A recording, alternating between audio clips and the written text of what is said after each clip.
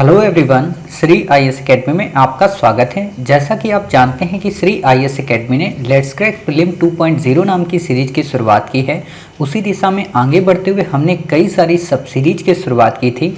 उसी के साथ ये हमारी एनवायरनमेंट 2.0 लेट्स क्रैक सीरीज है, जिसमें ऑलरेडी हमारे डे 6 तक के इम्पॉर्टेंट आर्टिकल्स या कहें इम्पॉर्टेंट टॉपिक कवर हो चुके हैं। आज हम अपने डे 7 की शुरुआत करेंगे और अपने इस डे 7 में आज हम काफ़ी सारे इंपॉर्टेंट टॉपिक को पढ़ेंगे, अर्थात एनवायरनमेंट के बेसिक को समझने की कोशिश करेंगे कि एनवायरनमेंट का सामान्य सा मतलब क्या होता है, इसके टाइप क्या होते हैं, जैविक अजैविक घटक क्या होते हैं, आवास क्या होता है, निकेत क्या होता है, जैवमंडल एवं बायोम के मध्य क्या डिफरेंस होता है, कीस्टोन प्रजातियाँ क्या होती हैं, संक्रमिका क्या होता है, कोर प्रभाव क्या होता है, क्रांतिक, फाउंडेशन, अम्ब्रेला और संकेतक जातियां क्या होती हैं। काफ़ी सारे टॉपिक हैं, लेकिन उतने ही सरल हैं, उतने ही इंटरेस्टिंग हैं। तो बिना देरी के हम अपनी क्लास की शुरुआत करते हैं। चलिए शुरू करते हैं। जैसा कि आप देख रहे हैं, ये हमारी लेट्स क्रैक एनवायरनमेंट 2.0 सीरीज का डे 7 है। इसमें आज हम काफ़ी बेसिक से एनवायरनमेंट को पढ़ेंगे, जैसे कि एनवायरनमेंट क्या होता है, ये सारी चीज़ें हम कवर करेंगे। लेकिन मैं आपको एक बात बता दूं, वो ये कि अभी तक आपने डे 6 तक में जितना जो कुछ पढ़ा है, यानी कि डे 1 से डे 6 तक, उसका लगभग 80% पोर्शन आपसे क्वेश्चन में पूछा जाता है। ध्यान से सुनना, ठीक है। उसका लगभग 80% क्वेश्चन आपसे प्रीलिम में पूछा जाता है। उतने में से ही बाकी 20% या कहें 5% इसी से क्वेश्चन आते हैं। मतलब अब आपको जो डे 7 के बाद 3 से 4 डे और मिलेंगे, उसमें आपको यही बेसिक चीज़ें पूछता है, ठीक है। रेयर होता है कभी पूछते। लेकिन जब एनवायरनमेंट सब्जेक्ट को 2014 में इंट्रोड्यूस किया गया, इंट्रोड्यूस का मतलब क्वेश्चन पूछने की प्रवृत्ति को जब बढ़ाया गया, जैसे आप में से अधिकांश बच्चों को शायद नहीं पता है यूपीएससी के ट्रेंड के बारे में। जैसे आपको पता हो, इस बार यूपीएससी ने एग्रीकल्चर से सबसे ज़्यादा क्वेश्चन पूछे, ठीक है। 2015 में यूपीएससी ने करंट अफेयर से सबसे ज़्यादा क्वेश्चन पूछे थे। 2016 में यूपीएससी ने सबसे ज़्यादा क्वेश्चन आपसे आर्ट एंड कल्चर से पूछे। उससे पहले एनवायरनमेंट पे क्वेश्चन पूछे, है ना। तो ये ट्रेंड होता है, समझ गए। वो कैसा अब की बार का ट्रेंड रहेगा, वो हम आपको ट्रिक्स और टैक्टिक्स का जो हमारा वीडियो एक लॉन्च हो चुका है, उसी दिशा में और बाकी जो 8-7 पार्ट और आने हैं आपके लिए, उसमें बताएंगे, ठीक है। यहाँ पे नहीं। समझ गए कि इस बार यूपीएससी का सबसे ज़्यादा फोकस किस पर रहेगा, समझ रहे हो।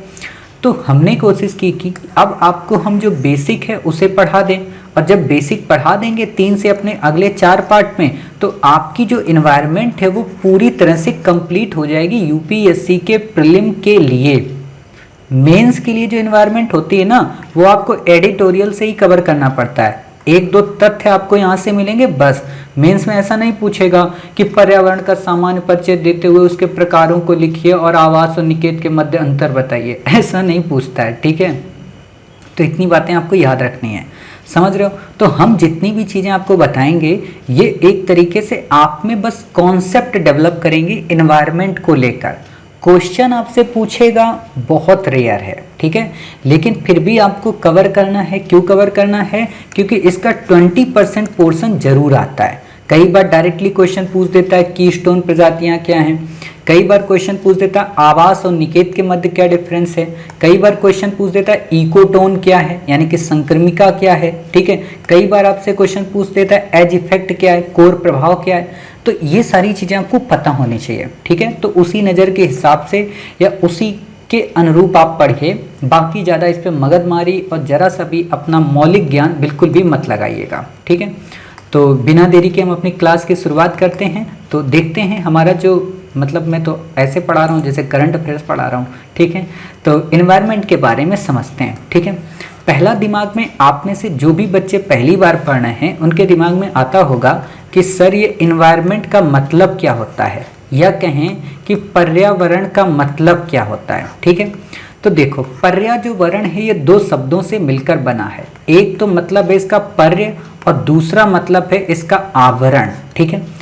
पर्य का मतलब क्या होता है? पर्य का मतलब होता है पूरा का पूरा वायु, ठीक है। आवरण का मतलब होता है उसको ढकने वाला, अर्थात वायुमंडल को ढकने वाला पूरा जो एनवायरनमेंट है वो कहलाता है पर्यावरण, ठीक है। अब प्रश्न उठता है कि जो वायुमंडल होता है उसमें क्या क्या होता है। आप एज्यूम करो जो पृथ्वी है इसमें क्या है, इसमें जलमंडल है, स्थलमंडल है, वायुमंडल है। इसमें जीव भी रहते हैं, जंतु भी रहते हैं, पादप प्रजातियां भी रहती हैं। पादप प्रजाति का मतलब वनस्पतियां, पेड़ पौधे, ठीक है, जंगल, ये सब रहते हैं। समझ गए। तो अगर हम ये कहें सामान्य तौर पर जीवों का, स्थल मंडल का, जल मंडल का, वायुमंडल का, मानव का, पादप प्रजातियों का आपस में एक जगह समुच्चय या आपस में उनका मेल एनवायरमेंट कहलाता है, तो कुछ गलत नहीं है। ठीक है, बिल्कुल सही परिभाषा है कि जीवों का, पादप प्रजातियों का, जल मंडल, स्थल मंडल, वायुमंडल का समुच्चय ही एक तरीके का पर्यावरण कहलाता है। ये तो हमने पढ़ ली बेसिक परिभाषा बच्चों वाली। बट यूपीएससी बच्चों पे थोड़ा ना चलती है, यूपीएससी ऑथेंटिक परिभाषा पे चलती है। तो यूपीएससी ने क्या किया, आपको समझाने के लिए उसने कहा कि देखो बाबूजी, जो स्थल मंडल, अब बाबूजी, लड़के बाबूजी लगा दें और लड़कियां देवी जी लगा लें, है ना। अब उनको बबुआइन तो हम कहेंगे नहीं, ठीक है ना। तो मान लो क्या कहा यूपीएससी ने कि देखो भाई, हम आपको स्थल जो मंडल है, जल जो मंडल है और जो वायुमंडल है, ठीक है, इसको जो पादप प्रजातियां हैं, जो जीव जंतु हैं, ठीक है, और जो यहाँ पे और भी मतलब रहते हैं, मतलब जिनमें प्राण तत्व होता है, ठीक है, सूक्ष्म जीव जिनको हम बोल देते हैं, ठीक है, इनको हम अलग कैटेगरी में डिवाइड करते हैं। जब इनसे पूछा गया कि प्रभु आप इनको क्या कहोगे और इनको क्या कहोगे, तो इन्होंने कहा देखो, इनको हम मोटे तौर पर कह देंगे कि ये अजैविक घटक हैं। अजैविक का क्या मतलब कि जिसमें जीवन ना हो। ध्यान देना, क्या मिट्टी में जीवन होता है? नहीं होता ना। मिट्टी बोलती थोड़ा ना है आपसे कि हाँ हाँ भाई साहब कैसे हो, मेरे ऊपर रोज पैर रख देते हो, शर्म नहीं आती है, ऐसा तो मिट्टी बोलती नहीं आपसे।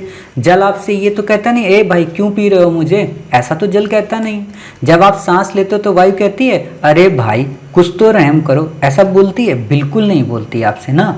बिल्कुल चुपचाप आपको वायु लेना होता है ले लेते हो, पानी पीना होता है पी लेते हो, फेंकना होता है फेंक देते हो।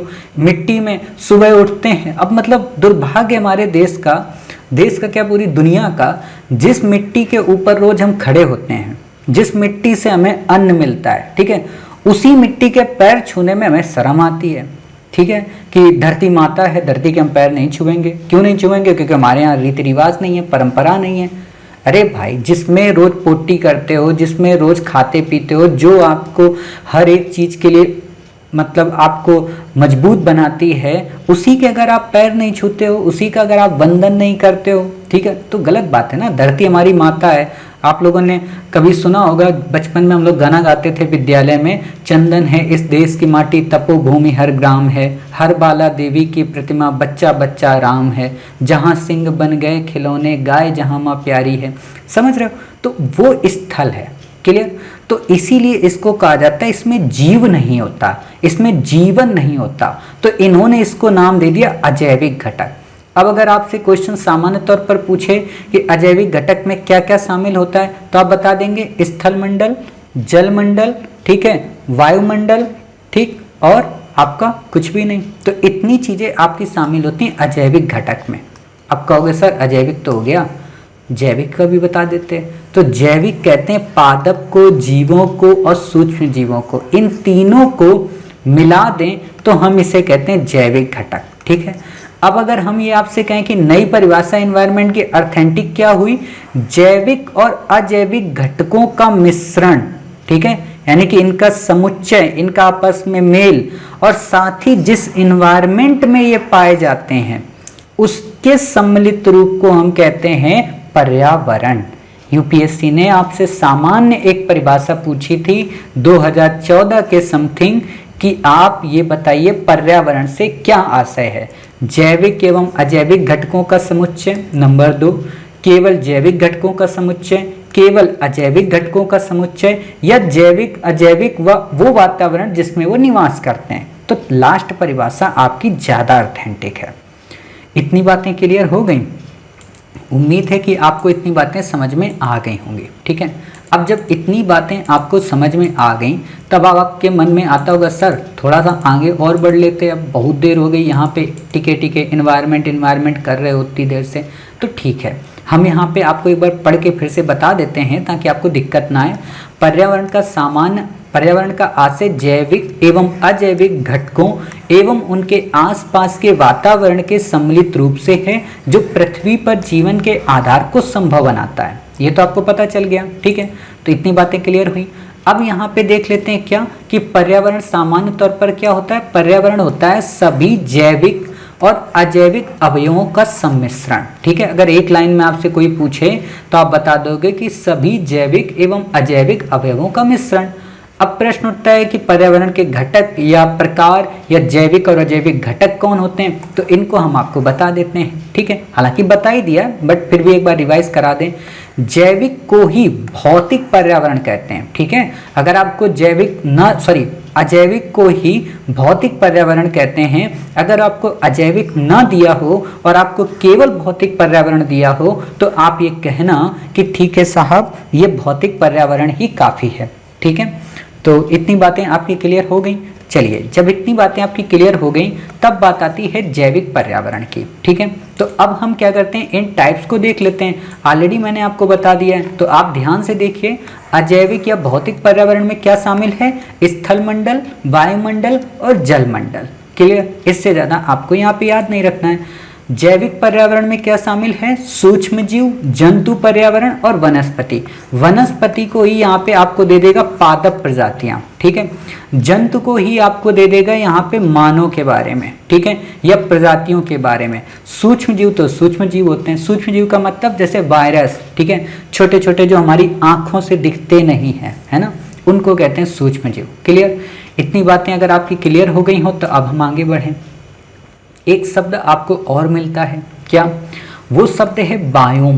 बायोम को वैसे हम आगे परिभाषित करेंगे और एक पूरा प्रक्रम आपको दिखाएंगे कि कैसे पर्यावरण, कैसे समुदाय, कैसे जनसंख्या, कैसे पारितंत्र और कैसे पारिस्थितिकी तंत्र का निर्माण होता है, ठीक है। वो आगे आपको बताएंगे, ठीक। तो अभी बस समझ लो यहाँ पे क्या कि यदि भौतिक या अजैविक तथा जैविक पर्यावरण को एक साथ मिलाकर देखा जाए तो बायोम की रचना होती है।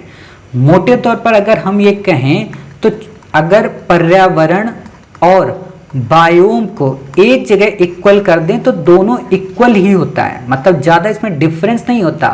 बस ये होता है पर्यावरण का मतलब हो जाता है कि एक बड़ा क्षेत्र, ठीक है।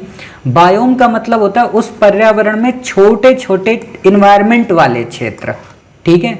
जैसे टुंड्रा बायोम आपको कहाँ मिलेगा, बर्फीले क्षेत्रों में, आर्कटिक और अंटार्कटिका में। शीतोष्ण कटिबंधीय बायोम आर्कटिक के जस्ट नीचे 23.5 डिग्री, ठीक है। तो इनको हम कहते हैं जैसे सवाना बायोम, ठीक है, घास के बायोम अलग अलग होते हैं। तो इतनी बातें आप समझ गए। फिर बात आती है वायुमंडल हमारा किन चीज़ों से मिलकर बना होता है। आपसे सिंपल सा प्रीलिम में एक फैक्ट पूछा जा सकता है कि वायुमंडल का निर्माण निम्न में से किससे होता है, तो गैस से, जलवाष्प से और धूल कणों से, ठीक है। यानी कि गैस, जलवाष्प और धूल कणों का मिश्रण है वायुमंडल। इतनी बातें क्लियर हुई। चलिए, अगला आता है हमारा इसमें फैक्ट कि सूक्ष्म तरंग विकिरण में कॉस्मिक किरणें, एक्स किरणें तथा पराबैंगनी किरणें पाई जाती हैं जिनका तरंग दैर्घ्य 400 नैनोमीटर से कम होता है। तरंग दैर्घ्य का मतलब होता है उनकी किरण की आने की स्पीड, ठीक है। जैसे हम लोग किलोमीटर में मापते हैं ना, बिल्कुल वैसा ही उनकी स्पीड कि कितनी तेजी गति से वो आ रही हैं। आपको याद नहीं रखना है, बस इतना यहाँ पे याद रखना है कि सूक्ष्म तरंग विकिरण में कॉस्मिक रेज भी आती है, एक्स किरणें भी आती हैं और पराबैंगनी रेज भी आती हैं। कॉस्मिक किरणें किन्हें कहते हैं, कॉस्मिक किरणें वास्तव में अंतरिक्ष से आती हैं, ठीक है। एक्स किरणें भी आपकी स्पेस से ही आती हैं, पराबैंगनी किरणें सन से आती हैं। और मोटे तौर पर माना यही जाता है कि चाहे एक्स किरणें हो, चाहे कॉस्मिक किरणें हो या पराबैंगनी, इन सब का जो ओरिजिन होता है वो सन की लाइट से ही होता है, ठीक है। बाकी आपको यहाँ पे कुछ भी याद नहीं रखना है। खास बात, अल्ट्रावायलेट सी जो विकिरण होता है वो घातक होता है और अल्ट्रावायलेट जो बी होता है वो जीवों के लिए अत्यधिक हानिकारक होता है। आप में से जो भी देवी जी या जो भी देवता साहब, ठीक है, क्रीम लगाते हो कोई भी चेहरे पे, तो देखना उसमें बड़ा आता है कि अल्ट्रावायलेट सी को समाप्त करेगी fair and lovely cream, fair and glow, मतलब लवली तो हट गया नाम अब उसका, ठीक है, या लॉरियल की कोई क्रीम हो गई, ठीक है, बहुत सारी क्रीम आती है, हम सबका नाम थोड़ा ना लेंगे आपके सामने, मतलब हम कोई ब्यूटी पार्लर हैं क्या, आप लोग जो समझ लिए कि हाँ सर आप ब्यूटी पार्लर हो, सारे नाम बता दो शैम्पू साबुन के, जो नहीं होंगे वो हम खरीद लेंगे, ऐसा नहीं करेंगे, ठीक है। तो इतनी बातें आप समझ गए कि क्या अल्ट्रावायलेट सी होता है, अल्ट्रावायलेट बी होता है। अब आपको पता है अच्छे से, हमने इससे पहले आपको बताया था कि ये जो पराबैंगनी किरणें हैं इनको रोकने के लिए हमारी अर्थ में एक लेयर मौजूद होती है जिसे हम क्या कहते हैं, ओजोन लेयर। किस मंडल में होती है, समताप मंडल में, लेकिन इसका थोड़ा सा अंश जो होता है वो क्षोभ मंडल में भी होता है, ठीक है। हमने आपको ये भी बताया था कि ओजोन के डिप्लेशन को रोकने के लिए मॉन्ट्रियल प्रोटोकॉल आया था, किगाली समझौता भी आया था, ठीक है, वियना भी आया था। तो मॉन्ट्रियल और किगाली आपको बस याद रखना है, काफ़ी इंपॉर्टेंट है, ठीक है। इतनी बातें क्लियर हो गई। चलिए, जब इतनी बातें क्लियर हो गई तब अगला आर्टिकल है सरोजाबी क्षेत्र। देखो इससे ज़्यादा डेप्थ में आपको नहीं पढ़ना है और ना इससे कम पढ़ना है, इससे बाहर क्वेश्चन नहीं आएगा, ये मेरी गारंटी है, ठीक है। अगला आर्टिकल है इसमें सारोजाबी क्षेत्र। सारोजाबी क्षेत्र का मतलब क्या होता है, जैसे मैं आपको एक पिक्चर बनाता हूँ, ये मान लीजिए जैसे तट है, ठीक है, मान लीजिए ये सज्जन जी आप खड़े हैं, ये हम खड़े हैं, ठीक है, हमारी मतलब ज़्यादा टांगे हो गई, मतलब 2-3 एक्स्ट्रा हो गई, ठीक। अब ये हम लोग तट के किनारे दोनों लोग खड़े हैं, ठीक है, आंखों में आंखें डाल के एक दूसरे को देख रहे हैं, ठीक, मतलब लड़का है लड़की नहीं, मतलब आप लोग कुछ भी समझ जाते हो, ठीक है। तो ये ऐसे मान लीजिए खड़े हैं, ठीक, आप देख रहे हैं, देख क्यों रहे, क्योंकि आगे समुद्र जो है वो गहरा है कि नहीं गहरा है, इस पर सोच विचार में है। आप हमसे कह रहे हो कि सर जी कूद जाओ, मैं कह रहा हूँ अरे पागल हो क्या भाई साहब, पानी से मुझे बड़ा डर लगता है, और रियलिटी है मुझे पानी से बहुत डर लगता है, ठीक है। तो ये मान लीजिए समुद्र तल है, ठीक है, हम मान के चलाएंगे पूरा समुद्र ही समुद्र है, क्लियर। तो एक बात बताएं, जहां हम खड़े हैं या इसको बोलते हैं वेलांचल, जहां हम ये खड़े हैं ना इस क्षेत्र को बोलते हैं वेलांचल, इसके आगे का जितना क्षेत्र है ना इसको बोलते हैं सरोजाबी। समझ गए। आप सोचोगे सर हमने तो सोचा था कि आप डुबकी की कोई कहानी सुनाओगे, लेकिन आपने तो अपना क्वेश्चन ही सिद्ध किया। तो भाई यही है, ऐसा थोड़ा ना कि हम आपसे कहेंगे चलो हम लोग नहाने चलते हैं, ऐसा कोई काम नहीं है, ठीक है। तो समझ गए इतनी बातें कि सरोजाबी क्षेत्र का मतलब क्या होता है कि तट के बाद का, या कहें जहां से खुला क्षेत्र समुद्र का शुरू होता है, ठीक है, वेलांचल के आगे का खुला क्षेत्र, उसको हम कहते हैं सरोजाबी क्षेत्र, जहां पादप प्लवक प्रचुर मात्रा में वृद्धि करते हैं, ठीक है। इतनी बातें समझ गए। चलिए, अब इतनी बातें जब क्लियर हो गई, अब यहाँ पे कुछ बच्चे सोचेंगे सर वेलांचल तट पे होता नहीं, थोड़ा यहाँ से भी होता है इसके समुद्र से, ठीक है, इसके बाद का वो आपको याद नहीं रखना कितने किलोमीटर कितना, वो सब ड्रामा है, वो यूपीएससी थोड़ा ना पूछेगी आपसे, ठीक। बाकी जलवायु के बारे में तो आप में से अधिकांश बच्चों को पता है, मैंने ऑलरेडी आपको पढ़ाया था। क्या पढ़ाया था आपको, लास्ट में ही पढ़ाया था कि जलवायु क्या होती है कि एक निश्चित समय पर अगर बार बार मौसम बदले, बार बार वहां का क्लाइमेट चेंज हो तो उसे हम क्या कहते हैं, मौसम, यानी कि मौसम एक अल्प अवधि की घटना है, अर्थात ये 12 महीने में कई बार बदलती है, ठीक है। लेकिन जलवायु क्या है, ये कई वर्षों का परिणाम है, मतलब 25 वर्ष में कहीं का क्लाइमेट बदल गया, उसको कहते हैं जलवायु। यानी कि जलवायु एक दीर्घकालिक प्रक्रिया है, अर्थात एक नियत स्थान पर वायुमंडल के क्षणिक लक्षणों जैसे तापमान, दाब, आर्द्रता, वर्षा, सौर प्रकाश, बादल तथा वायु को हम मौसम कहते हैं। अर्थात तापमान हो, दाब हो, आर्द्रता हो, वर्षा हो, अगर इन लक्षणों से कोई चीज प्रभावित हो रही है तो हम उसे मौसम कहते हैं। लेकिन यही चीज अगर काफी लंबे समय की औसत अवधि बन जाए तो इसे हम जलवायु कहते हैं। समझ गए। यानी कि मौसम जो है वो एक छोटे समय काल की घटना है और जलवायु जो है वो एक दीर्घकालिक काल की घटना है। इतनी बातें क्लियर हुई। चलिए अगला आर्टिकल है, यहाँ पे तापमान तथा वर्षा दो प्रमुख कारक हैं जो किसी भी क्षेत्र की जलवायु का निर्धारण करते हैं। सिंपल सी बात है, अगर वहाँ टेम्परेचर ज़्यादा है, बारिश होती नहीं है तो वो क्षेत्र रेगिस्तानी हो जाएगा। अगर वहाँ पे बारिश ज़्यादा होती है, टेम्परेचर कम है तो वो उष्णकटिबंधीय सदाबहार वन बन जाएगा, जैसा भूमध्य रेखा के मध्य का जो क्षेत्र होता है। ठीक है, इतनी बातें क्लियर हुई, इससे ज़्यादा आपको नहीं पढ़ना है। अब बात आती है आवास और निकेत। काफ़ी इम्पोर्टेंट है, इसको हम आपको बताएं या इससे पहले हम पढ़ें, आपको यहाँ पे हम एक कॉन्सेप्ट आपको समझाने की कोशिश करते हैं। अगर आप वो कॉन्सेप्ट समझ गए तो इसको आप आसानी से समझ जाएंगे। ठीक है, कॉन्सेप्ट क्या है? मान लीजिए कि आपका घर एक ऐसा घर है, ठीक है, आपका घर मान लीजिए इस आकार का बना हुआ है।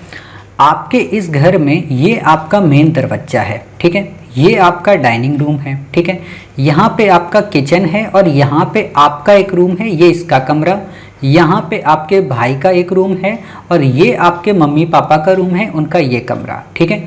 यहाँ पे आपका बाथरूम बना हुआ है, ठीक है, ये आपका स्टोर रूम है। सपोज कीजिए, मान लीजिए ऐसा ही आपका ये एक घर बना हुआ है, ठीक।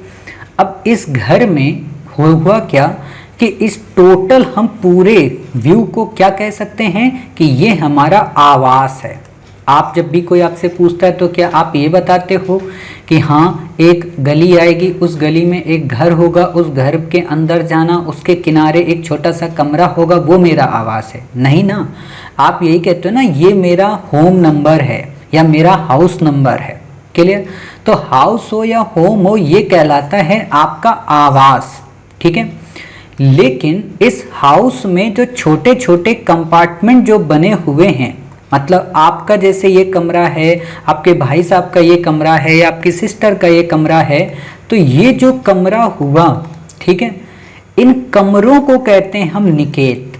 मतलब कोई भी इंडिविजुअल पर्सन या कोई भी एक प्रजाति जिस स्थान में अपनी सभी क्रियाविधियों को संपन्न करती है, अपनी पढ़ाई करती है, अपनी लिखाई करती है, अपना सजती है, संवरती है, लोगों से बातें करती है, फोन पे चैटिंग करती है, वो जो कमरा हुआ उसको कहा गया निकेत।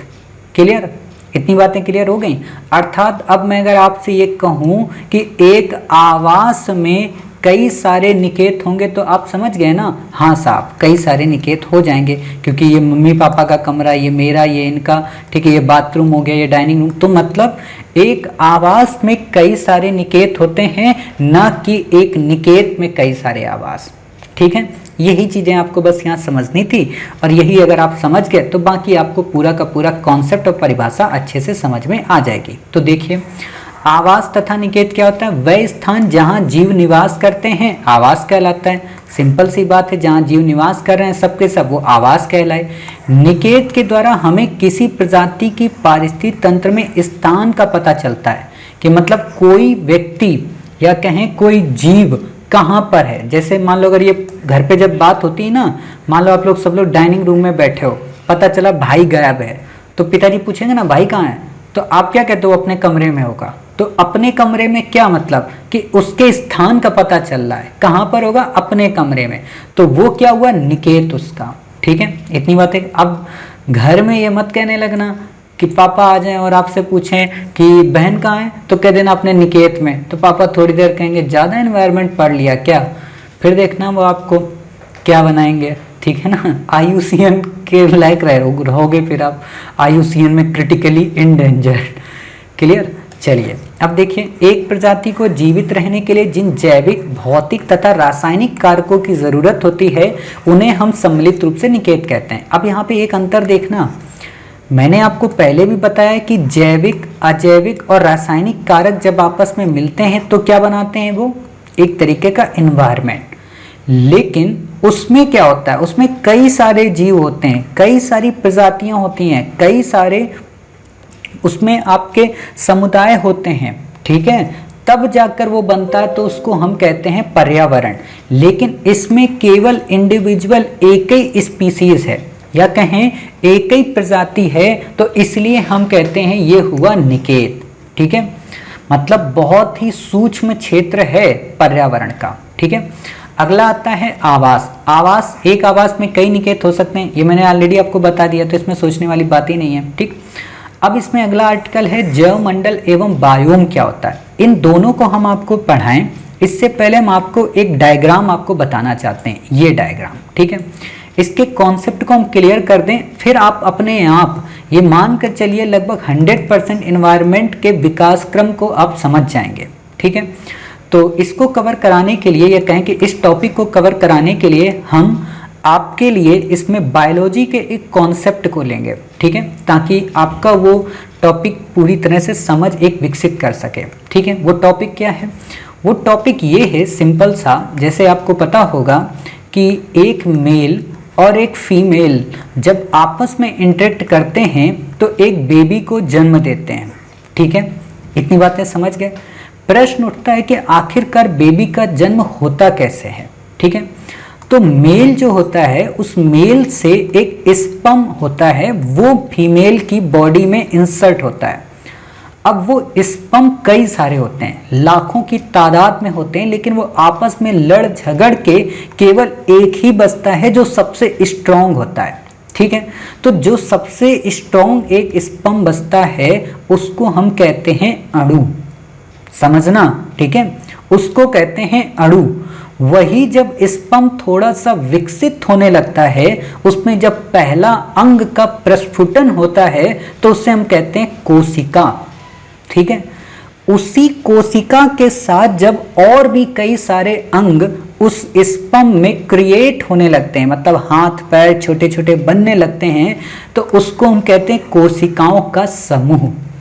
जब वो पूरी कोशिकाओं का समूह एक समुच्चय ले लेता है, एक आकार ले लेता है, 9 महीने का टाइम पीरियड हो जाता है, तो उससे जो बेबी बनकर उस कोशिकाओं से जो निकलता है बाहर, वो एक बेबी होता है, मतलब एक जीव होता है।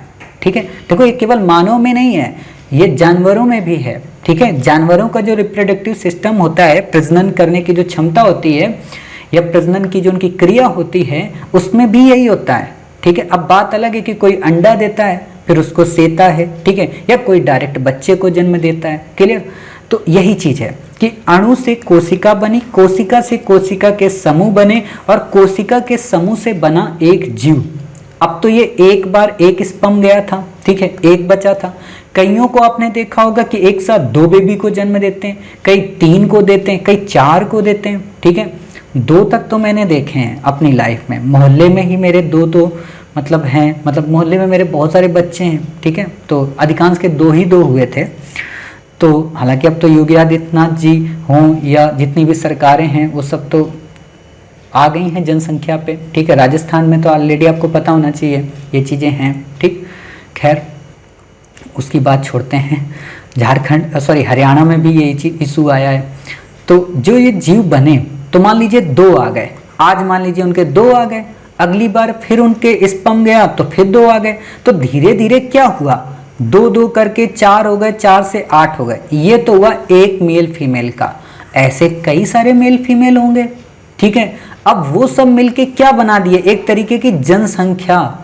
जनसंख्या का मतलब क्या हुआ कि पहले एक मोहल्ले में 6 लोग रहते थे, अब एक मोहल्ले में 36 हो गए।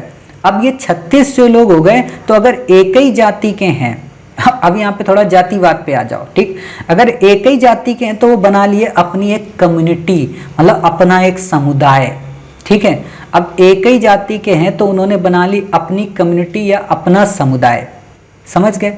अब जब उन्होंने अपना समुदाय बना लिया तो वही कई सारे समुदाय जब आपस में मिले, जब कई सारे समुदाय आपस में मिले तो वो समुदाय क्या कहलाए, पारिस्थितिकी तंत्र। ठीक है, वो पारिस्थितिकी तंत्र या कहें पारितंत्र, पारिस्थितिकी या पारितंत्र जब आपस में मिले तो वो कहलाए बायोम, और जब वो बायोम कई सारे आपस में मिले तो कहलाया जैव मंडल। समझ गए? मतलब जैव मंडल सबसे लास्ट की प्रक्रिया है, बहुत बड़ी प्रक्रिया है। उसके बाद है बायोम, उसके बाद है पारिस्थितिक तंत्र, उससे बाद है समुदाय, फिर जनसंख्या, फिर जीव, फिर कोशिका समूह, फिर कोशिका, फिर अणु। मैंने ये सब इतना क्यों बताया? मुझे कोई शौक था? बिल्कुल भी नहीं। आपसे मैं भी क्वेश्चन पूछ सकता है इनके प्रक्रम को लगाने का, या कहें इनके क्रम को एक साथ अरेंज करने का, कि कोशिका, कोशिका समूह, समुदाय, पारिस्थितिक तंत्र, बायोम और जैव मंडल। ठीक है, तो आप बता तो सकते हैं कि हाँ सब पारिस्थितिक तंत्र के बाद बायोम, बायोम के बाद जैव मंडल। ये लाइन बीच से हटा दीजिए। ठीक है, ये वाली लाइन है। क्लियर? तो इतनी बातें क्लियर हो गई। अब पढ़ते हैं जैव मंडल, अब आपको आसानी से समझ में आ जाएगा। ठीक है, तो अब देखते हैं पृथ्वी के समस्त जीवित जीव तथा उनके आसपास का पर्यावरण जिसमें इन जीवों की पारिस्थितिकी क्रिया होती है मिलकर जैव मंडल की रचना करते हैं। ठीक है, मतलब जैवमंडल क्या हुआ, जिसमें सभी जीवित जीव रहते हैं और उनके आसपास का एनवायरनमेंट रहता है और जिसमें वो क्रिया करते हैं, एक दूसरे के साथ में मिलजुल कर रहते हैं, तो वो जैवमंडल कहलाता है। ठीक है, जैवमंडल के अंतर्गत समस्त जीव आते हैं, जैविक संगठक के और भौतिक पर्यावरण के अजैविक संगठक के, उनको शामिल किया जाता है। अब मैं आपसे अगर ये पूछूं कि जैविक संगठन में क्या क्या शामिल, तो आप बता सकते हैं ना, साफ वनस्पति है, सूक्ष्म जीव है और जंतु हैं। ठीक है, अजैविक में क्या क्या है, जलमंडल, वायुमंडल और स्थल मंडल। क्लियर, तो इतनी बातें आपकी क्लियर हो गई। विकास क्रम भी आपका आ गया, बाकी आपको इसमें डेप्थ में कुछ भी नहीं पढ़ना है। अब हम एक एक करके सब देखते हैं। जैवमंडल हमने देख लिया, अब देखते हैं समुदाय के बारे में। विभिन्न प्रजातियों की जनसंख्या, अब तो परिभाषा याद हो जाएगी ना, विभिन्न प्रजातियों की जनसंख्या जब एक ही आपस में मतलब मिलती है या कहें एक ही क्षेत्र में रहती है तथा एक दूसरे के साथ परस्पर क्रिया करती है तो जैविक समुदाय कहलाती है। समझ गए, तो इसमें ज़्यादा सोचने की ज़रूरत नहीं है। अब यहाँ पे अगला क्या है, जाति संरचना यानी कि स्पीसीज कंपोजिशन। स्पीसीज कंपोजिशन क्या है, किसी समुदाय में वर्ष भर उपस्थित पौधों की कुल संख्या की गणना जाति संरचना कहलाती है। एक एक लाइन में आपसे क्वेश्चन पूछेगा कि जाति संरचना का सामान्य आशय है तो वर्ष भर उपस्थित पौधों की कुल संख्या की गणना। ठीक है, तो आप बता देंगे, इसको बोलते हैं जाति संरचना। इतनी बातें क्लियर हुई। चलिए, अब हमारा जो आर्टिकल है काफ़ी इंपॉर्टेंट है और काफ़ी अलग है। ठीक है, की स्टोन प्रजातियाँ, की स्टोन प्रजातियों का क्या मतलब होता है, इसको हम आप ही के घर के एग्जाम्पल से देंगे। ठीक है, ध्यान से समझना क्या है। आपके घर में कितने यूनिट हैं, 6 लोग, 6 यूनिट होंगे मिनिमम, है ना। अब कोई ये करेगा नहीं सर हम तो 4 ही हैं, तो 2 और मान लो। ठीक है, कोई होगा पड़ोस अड़ोस का, उसको भी मान लो। 6 यूनिट है मान लो। 6 यूनिट में आपके पिताजी, ठीक है, आपकी माताजी, ठीक है, आपका भाई, आपका दूसरा भाई, आपकी एक बहन और आप स्वयं। ठीक है, मान लीजिए 6 यूनिट हैं। हाँ, 6 तो हो गए। अब इन 6 यूनिट को कोई एक डिसीजन लेना है। मान लो आपके भाई ने कहा, देखो मतलब वो मत समझना, ठीक है, आपके भाई ने कहा कि मुझे डोमिनोज का पिज्ज़ा खाना है। ठीक है, आपकी सिस्टर ने कहा कि मुझे दिल्ली पढ़ने जाना है। समझ गए, आपके भाई ने, आपकी बहन ने ये कहा, ठीक है, आपने कहा कि ठीक है चली जाओ पढ़ने, ठीक है, मैं तो तुम्हें हाँ कर दे रही हूँ। ठीक है, आपने रो धो के माँ को भी मना लिया, माँ ने भी कह दिया ठीक है चली जाना बेटा। ठीक, भाई को भी आपने रिश्वत दे के दिल्ली आने की बात कर ली। समझ गए, लेकिन अभी इस घर का एक शख्स बाकी है, आपके पिताजी। ठीक है, आप लोगों ने आपस में तो पूरा प्लान बना लिया, कपड़े वपड़े भी पैक कर लिए, सपने भी देखने लगे कि हाँ मेट्रो में ऐसे चढ़ेंगे, ऐसे उतरेंगे, ऐसे घूमेंगे, ऐसे सेल्फी लेंगे, ऐसे इंडिया गेट जाएंगे, सब कुछ कर लिया। लेकिन ये सज्जन जब आए आपके पास तो पता चला, मतलब आपकी मातेजी ही तो सबसे पहले जाएंगी ना, क्योंकि पति तो उन्हीं के हैं, उन्हीं की बात ज़्यादा मानते हैं। आपकी मातेजी गई आपके पिताजी के पास और उनको थोड़ा मलाई लगाने लगी। देखिए जी, सुनते हैं जी, बेटियां बड़ी हो गई हैं, पढ़ना चाहती हैं जी, वो दिल्ली जाना चाहती हैं जी, अगर आप बताएं तो हम उनको दिल्ली भेज दें। ठीक है, अब पिताजी अगर मूड अच्छा है तो कहेंगे देखो सोच लो, अपना समझ लो, मुझे तो इस बारे में जानकारी नहीं है। और अगर पिताजी का मूड खराब है, बाहर से युद्ध होके आया है, ठीक है, तो कहेंगे पागल हो गई है क्या, जब देखो तब दिल्ली जाना, जानती हो दिल्ली कितनी खराब सिटी है। ठीक है, अब कुछ बच्चे तो बेचारे दिल्ली में हमसे लड़ने लगते हैं कि सर आप दिल्ली को बड़ा बदनाम कर रहे हो।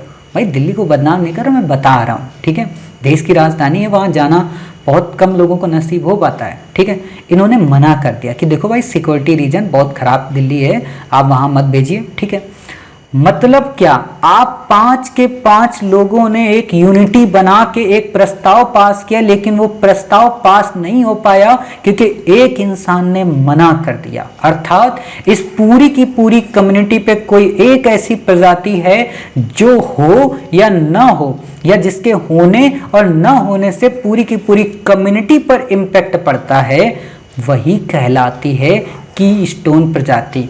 अब कुछ लड़के और कुछ लड़कियां तो डंडा लेकर मुझे मारने के लिए तैयार हो गई होंगी कि सर मेरे पिताजी की स्टोन है, सर मेरे पिताजी को आपने प्रजाति बोला। तो भाई उसके लिए क्षमा चाहते हैं, लेकिन इससे सरल एग्जांपल आपको कोई समझाने वाला नहीं हो सकता था। ठीक है, तो अब आप समझ गई नहीं समझी तो अब आप परिभाषा पढ़ो, देखना अगर आज समझ ना जाए तो पैसे वापस सारे, इतनी देर जितनी देर से मैं आपको पढ़ा रहा हूँ सारे पैसे वापस। आप पूछोगे सर पैसे दिए कब थे जो वापस कर रहे हो, ठीक है। तो देखो, वे जातियां जो किसी समुदाय में प्रचुरता तथा जैव भार की अल्पता के बावजूद सामुदायिक अभिलक्षणों पर अपना प्रभाव दर्शाती हैं, कीस्टोन प्रजातियां कहलाती हैं। मतलब कई ऐसे जीव जंतु होंगे जो उसमें या तो प्रचुर मात्रा में होंगे या तो जैव भार की मात्रा में अल्प होंगे, ठीक है, बायोमास उनका कम होगा, लेकिन उनका इम्पैक्ट सबसे ज्यादा उस पर होगा, तो उसे कहते हैं हम कीस्टोन प्रजातियां। सीधी परिभाषा आएगी, बाकी आपसे कुछ भी क्वेश्चन नहीं पूछेगा, इसलिए हमें कुछ भी याद नहीं रखना है, ठीक है। इतनी बातें क्लियर हुई। अब बात आती है संक्रमिका। संक्रमिका का मतलब इकोटोन। आप लोग कुछ लोग बच्चे ना बड़ा मेरे बारे में गलत सलत आप लोग फैला रहे हो, ठीक है, कि सर हम तो प्यार करना नहीं चाहते लेकिन आप जबरदस्ती हमसे प्यार करवा रहे हो, ठीक है। ऐसा वैसा कुछ भी नहीं है। तो मैं आपको बताना चाहता हूँ संक्रमिका व इकोटोन क्या होता है, ठीक है। अब मैं बना तो पाता नहीं हूँ दिल, नहीं तो मैं दिल बना के आपको दिखाता, ठीक है। मान लीजिए ये एक देवी जी हैं, ठीक है, ये एक देवी जी हैं। अब आप कुछ बच्चे कहेंगे सर 6 टांगे कैसे होंगे, मान लो ये फ्राक है उनकी, ठीक है, ये देवी जी हैं, ठीक है, इनकी आंखें बना देते हैं ऐसे, ठीक, इधर को देख रही हैं, खैर चलो इधर ही को देखने दो इनको। ये देवता जी हैं, ठीक है, ये इधर देख रहा है, ठीक है, इनकी आंखें पता नहीं कैसी हो गई, मान लीजिए ऐसे ये देख रहा है, ठीक। ये देवी जी हैं, ये देवता जी हैं। ये देवता जी ने इनको 14 फरवरी को प्रपोज किया, तो इन देवी जी ने इनसे कहा कि भाई शक्ल देखिए अपनी, तो इन्होंने बोला हाँ शक्ल तो देखी है। तो बोले, इन्होंने देवी जी ने, बड़ी अच्छी देवी जी थी, इन्होंने कहा देखो हमारे गुण और विचार मिलते हैं आपस में। तो बोले देखो सारे तो नहीं मिलते, कुछ मिलते हैं। तो इन्हें बोला क्या मिलते हैं, बोली देखो हम भी सिंपल लिविंग हाई थिंकिंग पे जीते हैं।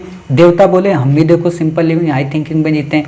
ये बोलते तुमको कुल्लू मनाली लेके जाओगे, इन्होंने बोला बिल्कुल लेके जाएंगे, हमारा भी मन है, ठीक है। तो समझ रहे हो, ये इनके विचार मिल रहे हैं। जहां इनके ये विचार मिल रहे ना, बाकी अलग अलग इनके विचार हैं, थॉट इनके अलग अलग है हर जगह पे, लेकिन कुछ क्षेत्रों में इनके विचार आपस में मिलते हैं।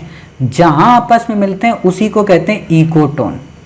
समझ गए, ये तो हो गई मतलब आपकी बुद्धि को खोलने वाली परिभाषा। अब बात करते हैं एनवायरनमेंट के हिसाब से क्या परिभाषा है। एनवायरनमेंट के हिसाब से जो इसकी परिभाषा है वो क्या है, बिल्कुल सिंपल है, बिल्कुल साधारण है। जैसे कि अभी मैंने आपको एक उदाहरण दिया था कि मैं ऐसे समुद्र तल है, यहाँ पे मान कर चलता हूँ, यहाँ पे ये पानी है, झील है छोटी सी, ठीक है, हम यहाँ पे खड़े हैं, ठीक है, एक देवी जी भी हमारे साथ यहाँ पे खड़ी हैं। मतलब आप लोग सोचते हो सर आप हम ही को चिढ़ाते हो, खुद अपने को भी चिढ़ा के दिखाओ तो समझे, तो भाई हम अपने को भी चिढ़ा रहे हैं, ठीक है। मान लीजिए देवी जी यहाँ पे खड़ी हैं, ये यहाँ पे पेड़ लगा हुआ है, ठीक है, ये यहाँ पे एक तरीके का पेड़ लगा हुआ है, क्लियर। इस पेड़ में काफी सारे पक्षी हैं, काफी सारे जीव जंतु हैं, ठीक है। ये यहाँ पे पानी है, यहाँ पे ये स्थल है, और यहाँ पे क्या है, यहाँ पे एक तरीके की घास वगैरह हो गई है, हम बैठे हैं पेड़ की छांव में, देवी जी भी बैठी हैं, बातें कर रहे हैं हम लोग, क्लियर। अब यहाँ पे क्या है कि ये जो जल है और ये जो स्थल है, इसके बीच में जो ये पेड़ है, पेड़ में स्थल की भी कुछ विशेषताएं हैं और कुछ जल की भी विशेषताएं हैं, तो हम क्या कहेंगे, ये कहलाएगा इकोटोन, ठीक है। संक्रमिका मतलब जहां पे 2 या 2 से अधिक समुदाय आपस में संक्रमित होते हैं, या कहें दोनों समुदायों की विशेषताएं एक जगह पे आकर मिल जाती हैं, वो कहलाता है संक्रमिका या इकोटोन क्षेत्र। अगर आप लोग कभी वेन डायग्राम पढ़ते हो तो वेन डायग्राम में ऐसा डायग्राम जब आपने पढ़ा होगा तो यहाँ पे बीच में ऐसे हम गोला कर देते हैं, ठीक है। तो गोला करने का मतलब क्या होता है, इसका अगर हम कह दें ये घास का मैदान है, अगर हम ये कह दें यहाँ पे एक झील है, तो ये जो बीच का क्षेत्र हुआ ये हो गया आपका इकोटोन, ठीक है। अब अगर नहीं समझे होगे तो फिर कोई नहीं समझा सकता है, क्योंकि बहुत लेंदी ढंग से समझाया, बिल्कुल सिंपल लैंग्वेज से समझाया है, ठीक है। तो इतनी बातें समझ के अब इसको देख लेते हैं क्या है। 2 या उससे अधिक विविध समुदायों के मध्य संक्रमण क्षेत्र को संक्रमिका कहते हैं, घास स्थल तथा वन क्षेत्र, ठीक है, इसको एक तरीके से हम संक्रमिका कहते हैं। इतनी बातें क्लियर हुई। फिर बात आती है इकोटोन क्षेत्र में दोनों क्षेत्रों की विशेषताएं पाई जाती हैं। इतनी बातें हो गई। अब यहाँ पे आपसे थोड़ा डेप्थ में क्वेश्चन पूछेगा क्या कि जो, और एक और बात बताएं आपको, संक्रमिका वर्ड दे बहुत रेयर है। आपको वर्ड हमेशा क्या देगा, हिंदी में भी ऐसे ही लिख के देगा इकोटोन। तो इसलिए इंग्लिश जरूर याद रखना। मैं खुद ही इंग्लिश कोशिश करता हूँ कि एनवायरनमेंट में ज़्यादा से ज़्यादा आपको इंग्लिश ही बताऊँ, क्योंकि एनवायरनमेंट एक ऐसा सब्जेक्ट हो जाता है जो इंग्लिश से जल्दी समझ में आता है। एनवायरनमेंट हो, बायोलॉजी हो या बॉटनी हो, ठीक है। डॉक्टर क्यों इंग्लिश वाले ही बनते हैं, दवा अंग्रेजी में क्यों लिखते हैं, हिंदी में नहीं लिख सकते क्या वो, इसीलिए ना, क्योंकि वो अंग्रेजी में पढ़ते हैं। तो क्या विशेषताएं होती हैं इकोटोन की? पहली विशेषता इसकी, ये क्वेश्चन पूछा जा सकता है, ध्यान से पढ़ना, ये दो या अधिक पारिस्थितिक क्षेत्र का संक्रमण क्षेत्र होता है, मतलब दो पारिस्थितिक क्षेत्र का मिलन बिंदु होता है, ठीक है। इसलिए तनाव का क्षेत्र होता है। आपने देखा होगा, कहा नहीं जाता, पंडित, सबसे पहले तो पंडित को मानना चाहिए जो शादी करवाता है और बोलता है कि भाई आपके ना 36 के 36 गुण मिल रहे हैं। जैसे छोटी सी बात मैं बताऊं, ठीक है, मेरे पिताजी का नाम जिससे शुरू है, मेरी माँ का नाम जिस अक्षर से शुरू है, दोनों का नाम एक ही अक्षर से शुरू है, ठीक है। और पंडित ने बोला था कि इन दोनों के 36 के 36 गुण मिलते हैं। मेरे पिताजी आज तक बेचारे परेशान हैं, वो यही बोलते हैं कि उस पंडित ने क्या सोच के कहा था कि हमारा और इनका 36 का 36 गुण मिलता है। जब भी हमारे घर में युद्ध होता है ना, देखो नॉर्मल सी बात है, युद्ध सब जगह होते हैं, ठीक है। तो जब, लेकिन युद्ध ऐसे नहीं होते हैं भाला फेंक कुदाली फेंक, ऐसा नहीं होता। मतलब युद्ध जब होता है तो भयंकर वाला होता है, फिर उसके बाद 15 मिनट बाद कि अच्छा खाना में क्या बना है ना, तो ऐसा मतलब होता है युद्ध, ठीक है। तो पिताजी यही बोलते हैं कि पता नहीं फंस गया यार कहाँ से, और फिर भी बच्चों की शादी कराने को बैठे हुए हैं, खुद फंसे बैठे हैं, लेकिन ये नहीं कि बच्चों को बख्श दें, नहीं नहीं, बच्चों की भी शादी होनी चाहिए, ठीक है। तो क्या है कि गुण इतने मिल गए थे, इसीलिए तो तनाव होता है, रोड टसल होती है कि देखो हमारा गुण तुम्हारा गुण, हमारा गुण तुम्हारा गुण। क्यों? वो चाहते हैं तुम मेरी जैसी बन जाओ, और वो चाहते हैं कि तुम मेरे जैसे बन जाओ। इसीलिए देखना ब्रेकअप और पैचअप में शुरू में तो पहली नजर में प्यार होता है, फिर ब्रेकअप होता है, रोज लड़ाई होती है, रोज झगड़े होते हैं, तो यही होता है, ठीक है। तो संक्रमण का क्षेत्र क्या होता है, काफी तनाव का क्षेत्र होता है, रोज युद्ध होता है वहां पे, ठीक। मोटे तौर पर अगर मैं आपको कहूं तो आप ऐसे समझ जाओ, जो वेस्ट बैंक का क्षेत्र है, यरूशलेम का क्षेत्र है, एक तरफ इजराइल दूसरी तरफ पैलेस्टीन, वो संक्रमण का ही क्षेत्र तो है बीच में, इसीलिए वहां तनाव बना ही रहता है। जैसे भारत और पाकिस्तान को ले लो, जम्मू कश्मीर का रीजन, ठीक है, पाकिस्तान कहता है मेरा है, भारत कहता है मेरा है, जबकि रियलिटी में है भारत का, तो उस क्षेत्र को लेकर तनाव बना रहता है, ठीक है, यानी कि वो संक्रमिका का क्षेत्र है, ठीक है। अब तो नहीं भूलोगे, चलो। एक पूर्ण विकसित इकोटोन में कुछ ऐसे जीव पाए जाते हैं जो आसन्न समुदायों से पूरी तरह अलग होते हैं। इसका क्या मतलब होता है, जैसे कि मान लीजिए मैंने आपको बताया एक ये है एक ये है, ठीक है, सॉरी ये तो आपको नहीं समझ में आएगा। मान लीजिए ऐसे हम जैसे थे, देवी जी थी हमारे साथ, ठीक है, और ये हमने आपको बताया था कि यहाँ पे पेड़ था, यहाँ पे झील थी, ठीक है। अब हम तो एक हो गए प्राणी, देवी जी भी एक प्राणी हो गई, ठीक है, यहाँ मछली वगैरह पानी में रहने वाले हो गए, और ये पेड़ हो गया। लेकिन इस पेड़ पे भी कई सारी चिड़ियां आके बैठ गई, ठीक है।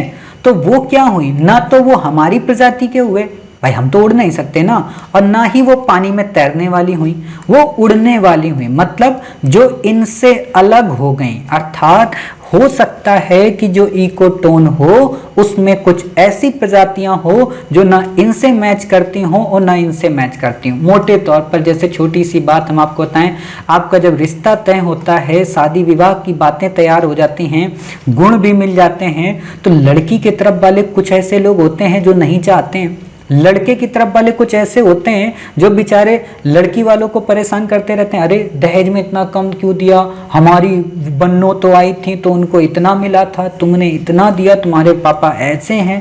ये ड्रामा होता रहता है, ठीक है। उसी को बोलते हैं कि जो उन दोनों समुदायों से अलग होते हैं, और इन दोनों समुदायों से अलग रहने वाले आसन्न समुदाय प्राणियों को एक शब्द में क्या बोलते हैं, रिश्तेदार, ठीक है ना। बस इतना याद रखो, बाकी कुछ भी नहीं, ठीक है। इतनी बातें क्लियर हो गई। चलिए अब बात आती है यहाँ पे संक्रमिका का। संक्रमिका मतलब वही इकोटोन, ये बहुत छोटे क्षेत्र से लेकर बहुत बड़े विशाल क्षेत्र तक फैला हो सकता है। जरूरी नहीं है कि छोटे क्षेत्र तक ही सीमित हो, बहुत बड़े क्षेत्र तक हो सकता है, ठीक है। मतलब चारागाह और जंगल के बीच का क्षेत्र हो सकता है, चारागाह का मतलब घास का मैदान, ठीक है। विशाल क्षेत्र का मतलब जंगल और रेगिस्तान के मध्य का। मान लीजिए जैसे आप देखते होंगे ना, अरावली के इस तरफ काफी ग्रीन ग्रीन एरिया है और इस तरफ बिल्कुल रेगिस्तानी एरिया हो जाता है, ठीक है। तो यही अंतर होता है दोनों में। या जैसे आपने अफ्रीका का सुना होगा ना, साहिल क्षेत्र का रीजन, यहाँ पे साहिल पट्टी, इस तरफ तो पेड़ ही पेड़ हैं, ऊपर तो रेगिस्तान है, समझ गए। तो उसको भी बोलते हैं इकोटोन। ये जो बीच में पट्टी हुई ना, इसमें जो कॉमन फीचर मिल रहा है उसको हम कहते हैं क्या है, एक तरीके की इकोटोन है या संक्रमिका है, ठीक है। इससे ज़्यादा आपको यहाँ पे कुछ भी याद रखने की ज़रूरत नहीं है। अब बात आती कोर प्रभाव, एज इफेक्ट क्या होता है। कोर प्रभाव एक पारिस्थितिकी अवधारणा है जो इस ओर इंगित करती है कि जहां दो पारितंत्र आपस में मिलते हैं वहां विशाल विविधता पाई जाती है। सिंपल सी बात है, आपके रिश्तेदार आए, ठीक है, हमारे रिश्तेदार आए, अब ये दोनों रिश्तेदार आपस में मिलेंगे तो रिश्तेदारों की फौज नहीं खड़ी हो जाएगी। मान लो 10 आपकी तरफ से आए, 10 हमारी तरफ से आए, ठीक है, तो 20 रिश्तेदार हो गए। अब जब 20 हो गए तो डाइवर्सिटी खूब हो गई ना, कोई एक पीने वाला आएगा, कोई एक पिलाने वाला आएगा, कोई एक नाचने वाला आएगा, कोई एक झुमाने वाला आएगा, कोई गाने वाला आएगा, तो कोई बंदूक चलाने वाला आएगा। डाइवर्सिटी हो जाती है, ठीक है। इतनी ही बातें आपको समझना है कि दो पारितंत्र जब आपस में मिलते हैं तो वहां पे काफी ज्यादा डाइवर्सिटी पाई जाती है, ठीक है। जैसे नदी तट के किनारे घास का मैदान, आपने देखा होगा नदी तट, मान लीजिए ये ऐसे बनी हुई है, ठीक है, यहाँ पे नदी है और ये आपका तट है, यहाँ पे घास खूब उपज रही है, तो देखना कुछ पक्षी यहाँ पे रोज डुबकी लगाते हैं आके, यहाँ पे मछलियां रोज देखती हैं, अच्छा घास का मैदान इतना ऊंचा है, मतलब खूब ज्यादा बायोडाइवर्सिटी पाई जाती है, ठीक है। पर्वत और घाटी के मध्य, जंगलों के अंतिम बिंदु, मतलब जंगल जहां से समाप्त हो रहे होते हैं, जहां एस्चुरी समुद्र से मिलती है, मतलब ये एस्चुरी का मतलब क्या हुआ, जैसे डेल्टा होता है, डेल्टा में गाद वगैरह होती है, एस्चुरी में गाद और गोलाश्म और पत्थर के टुकड़े नहीं होते, डायरेक्ट साफ पानी होता है, जैसे अरब सागर में, कच्छ की खाड़ी में आप देखते हैं, ठीक है, या खंबात की खाड़ी में, वहाँ एस्चुरी बनती है, ठीक। तो वो जो समुद्र से, अरब सागर से मिले तो वहाँ पे काफ़ी ज़्यादा डाइवर्सिटी होती है, इसलिए देखना मछली पालन सबसे ज़्यादा वहीं पर होता है, ठीक है। तो इतनी बातें हो गई। कोर प्रभाव क्षेत्र बहुत अधिक विविधता रखते हैं, इसमें जरा सा भी सोचने की जरूरत है नहीं, क्यों, क्योंकि दो पारितंत्र आपस में मिलते हैं, ठीक है।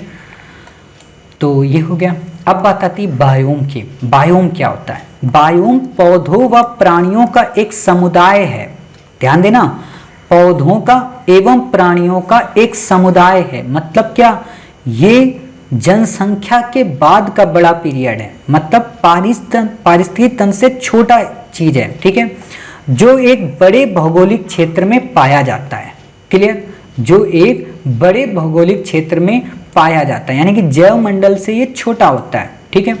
दूसरे शब्दों में अगर हम बात करें तो पृथ्वी पर पेड़ पौधों तथा जीव जंतुओं सहित सभी प्रमुख पारिस्थितिकी तंत्र बायोम कहलाते हैं। इसलिए आपने देखा होगा, मैंने जो आपको बनाया था अभी, उसमें क्या बनाया था, मैंने आपको अणु बनाया था। देखो एक बार रिवाइज करा दूं, इसलिए मैं कहता हूं ऐसी चीजें हमेशा याद रखा करो। अणु बनाया था, अणु से क्या बनी थी, कोशिका बनी थी, कोशिका से क्या बनी थी, कोशिका का समूह बना था, कोशिका के समूह से क्या बना था, जीव बना था, जीव से क्या बना था, जनसंख्या बनी थी, जनसंख्या से क्या बना था, समुदाय बना था, समुदाय से क्या बना था, पारिस्थितिकी तंत्र बना था, पारिस्थितिकी तंत्र से क्या बना था, बायोम बना था, बायोम से क्या बना था, जैव मंडल बना था, ठीक। तो कई पारिस्थितिकी तंत्र या समुदाय आपस में जब मिलते हैं तो वो कोई एक बायोम का निर्माण करते हैं, ठीक है।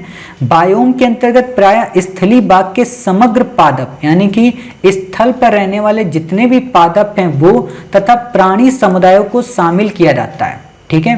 अर्थात बायोम में स्थलीय पादप और प्राणी समुदाय जो भी होते हैं, पादप का मतलब क्या, पेड़ पौधे, प्राणी समुदाय का मतलब जीव जंतु, जिसमें मानव भी शामिल है, ठीक है, उनको सम्मिलित किया जाता है। लेकिन इसमें सागरी बायोम को शामिल नहीं किया जाता। क्यों, क्योंकि इसका निर्धारण करना कठिन होता है कि उसमें कितनी डाइवर्सिटी है। आज भी आप देख रहे होंगे लोग खोजते रहते हैं समुद्र में कि इसका अंत कहाँ पे है ना। तो वही चीज है, सागरी बायोम का निर्धारण करना कठिन होता है, इसलिए इसमें हम जो स्थलीय भाग के पादप हैं, प्राणी समुदाय हैं, उन्हीं को शामिल करते हैं, ठीक है।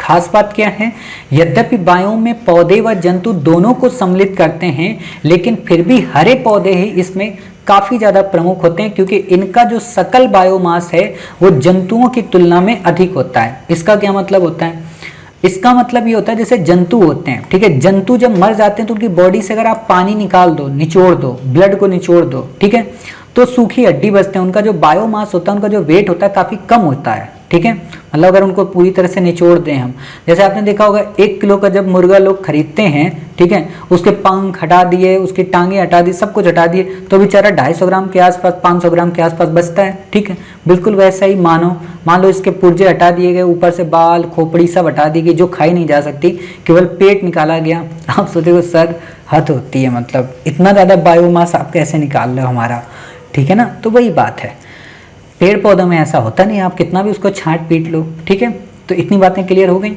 अब बात आती है उष्णकटिबंधीय वर्षावन एवं प्रवाल भित्ति समुदाय अत्यधिक विविधता वाले होते हैं।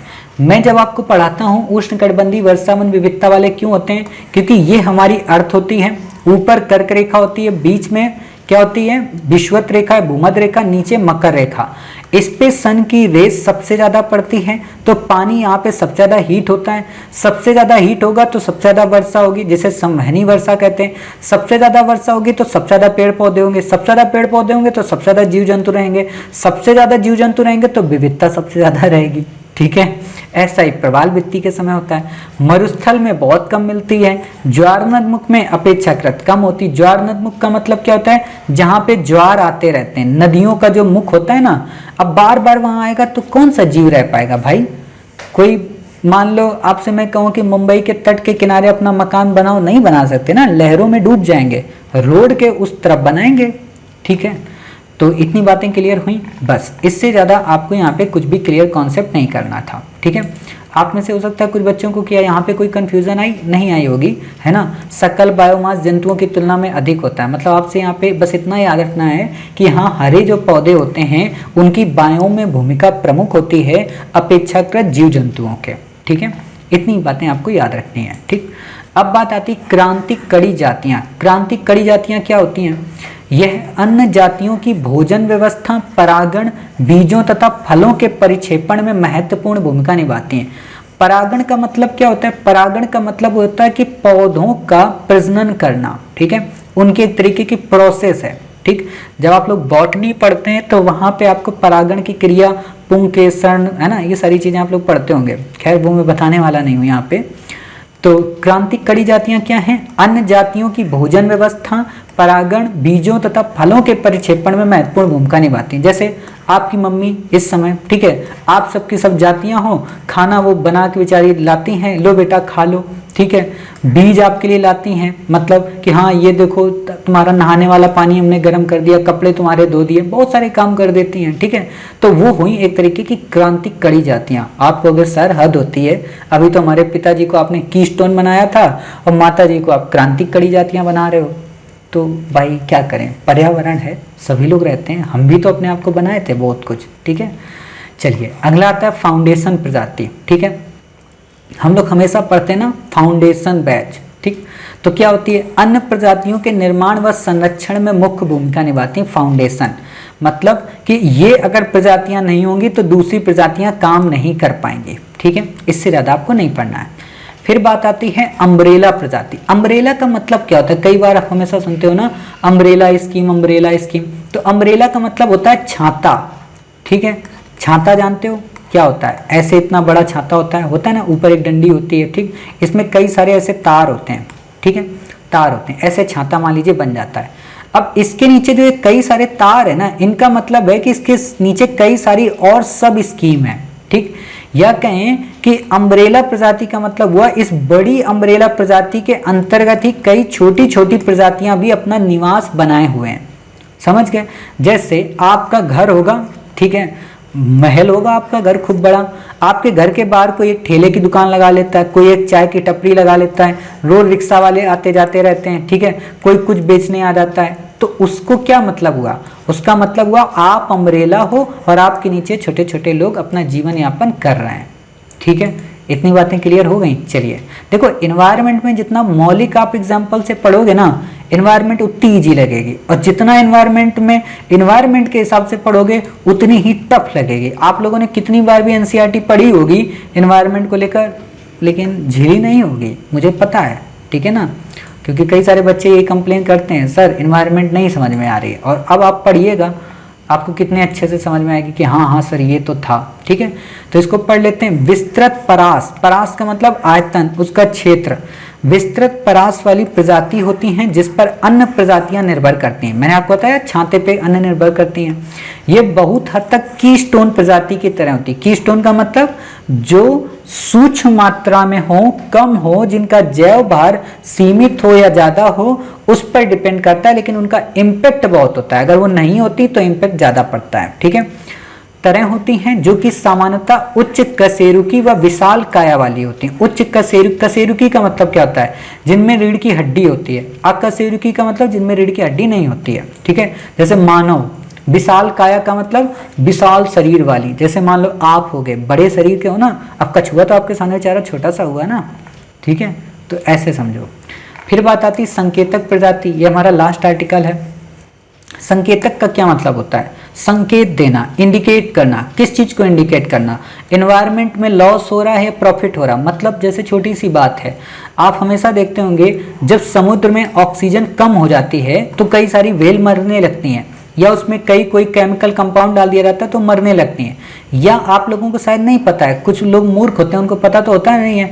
एक्वेरियम ले आए अपने घर में। ठीक है, सोचना यहाँ पे, एक्वेरियम ले आए, मछली घर मतलब जिसको बोलते हैं, खूब सारी उसमें विदेशी प्रजाति की मछलियां ले आए। ठीक, अब उसमें मछलियां ले आए, रोज उनको खाने को कुछ ना कुछ डालते रहे। ठीक, लेकिन उन चाचा जी ने एक्वेरियम कहाँ पे रखा? अपने घर के कमरे के अंदर वाले कमरे में। ठीक है, प्रभु एक्वेरियम वहां लगा दिए, ऑक्सीजन वाला।